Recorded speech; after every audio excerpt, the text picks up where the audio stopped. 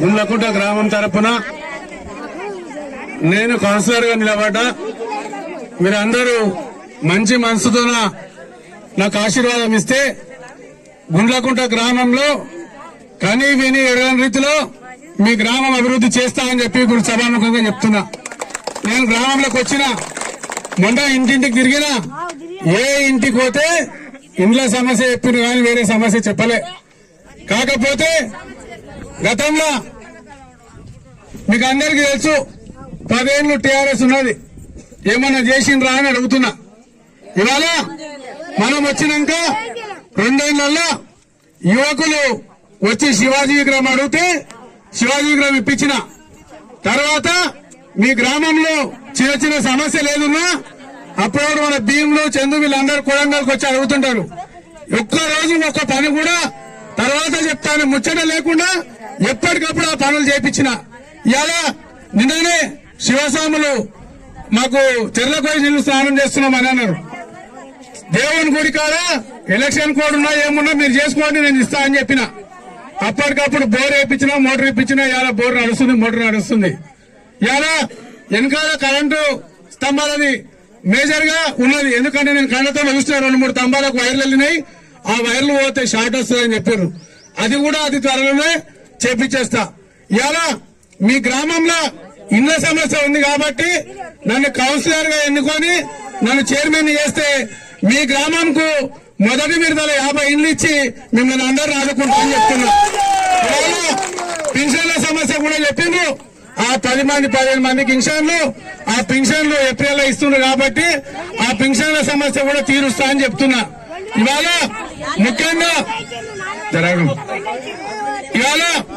ముఖ్యంగా మీరందరూ పొలాలకు పోయే రోడ్లు ఉన్నాయి. ఆ పొలాలకు పోయే రోడ్లు మీ గ్రామం నుంచి ఎంత దూరమైనా సరే ఆ రోడ్లు మొత్తం వేపించే జిమ్మేదారు నేను తీసుకుంటా అని చెప్తున్నా. ఇవాళ మీ గ్రామంలో మీకు అందరి కళ్ళ ముందర పనులు నడుస్తున్నాయి. గతంలో ఉన్న కాంట్రాక్టర్ ఏదో పైపులు వేసి దొవి పోయిండు.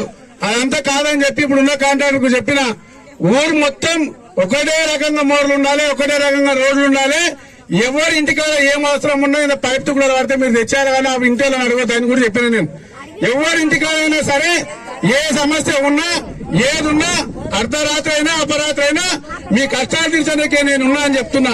ఇవాళ ముఖ్యంగా మీ గ్రామం నుంచి ఇవాళ నేను కౌన్సిలర్ కి వచ్చినాను కాదు, కౌన్సిలర్ లేకున్నప్పుడు కూడా ఇవాళ రోజు మొగలప్ప హాస్పిటల్లో ఉంటే అర్ధరాత్రి చంద్రబాబు వస్తే అర్ధరాత్రి CM Revanth Reddy sir phone చేసి లేపి ఆ రోజు రాత్రికి మెరుగైన వైద్యం ఇచ్చి 2-3 రోజుల మొగలప్ప మళ్ళీ మీ గ్రామంకి వచ్చిండు.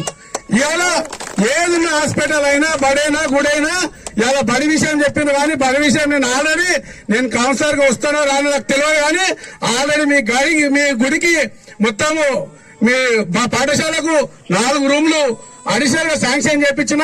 అతి త్వరలో ఎలక్షన్లు అయిపోగానే స్కూల్ బిల్డింగ్ కూడా కట్టిస్తా, అంగన్వాడీ బిల్డింగ్ కట్టిస్తా.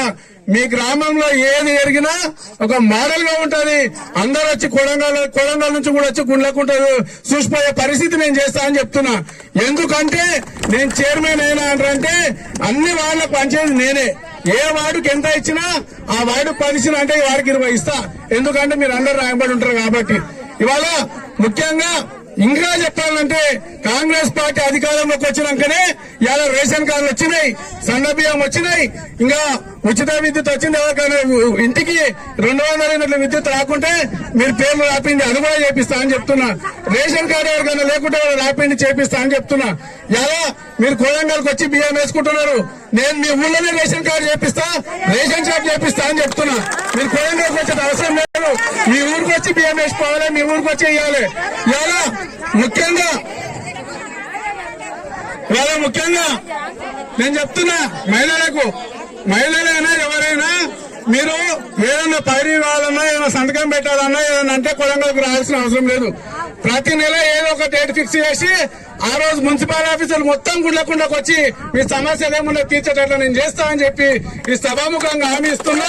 ఇంకా మీరు అందరూ మంచిగా ఆశీర్వాదం ఇవ్వాలి. రోజుకు పొద్దున 1 గంట సేపు మీకు టైం ఇస్తా. తర్వాత కొడంగల్లో కూడా కొనసాగం గెలిపించుకుంటేనే నేను చైర్మన్ అవుతా. కాబట్టి రేపు కొడంగల్లో కూడా ప్రచారం పోవాలి. మీకు ఏ ఆపత్తున్నా ఏ సాపత్తున్నా ఏ అవసరం ఉన్నా ఈ ఊర్లో పెద్ద మనుషులు ఉన్నారు. భీములు, చందు, చెన్నప్ప, మౌలప్ప, మల్లప్ప అందరు ఉన్నారు. మాలే రాశప్ప కూడా ఉన్నాడు. అందరికీ చెప్పండి. మీరు వాళ్ళందరూ నాకు దృష్టికి తెచ్చిన ఏదున్నా అందుబాటులో ఉండి మీకు చేపిస్తా. మాజీ కౌన్సిలర్ రమేష్ బాబు కూడా ఉన్నాడు. పాపం రమేష్ బాబు చూస్తే కొంచెం బాగా అయింది. నిన్న తిరుగుతుంటే అంబడి ఏం రమేష్ నీకు చెప్తే చేయకపోతే చాలా మంది క్వశ్చన్ వేసారు. పాపం రమేష్ చేసిండు కరెక్టే. కౌన్సిలర్ ఉన్నాడు. పాపం ఆయన గవర్నమెంట్ నుంచి 10 రూపాయలు వస్తే ఆయన కూడా ఏమైనా చేస్తాడు. గవర్నమెంట్ రాకుంటే ఆయన ఏం చేస్తాడు పాపం. అందుకే మీరు అందరూ ఆశీర్వదించండి. రమేష్ ని ముందర పెట్టి పని నడిపిస్తా. మీ పెద్ద మనుషులను ముందర పెట్టి పని నడిపిస్తా. మీ గ్రామంకి ఏదున్నా నేను అభివృద్ధి చేసి చూపిస్తా అని చెప్పి ఈ అవకాశం ఇచ్చిన పెద్దలకు అందరికీ ధన్యవాదాలు తెలియజేస్తున్నాను.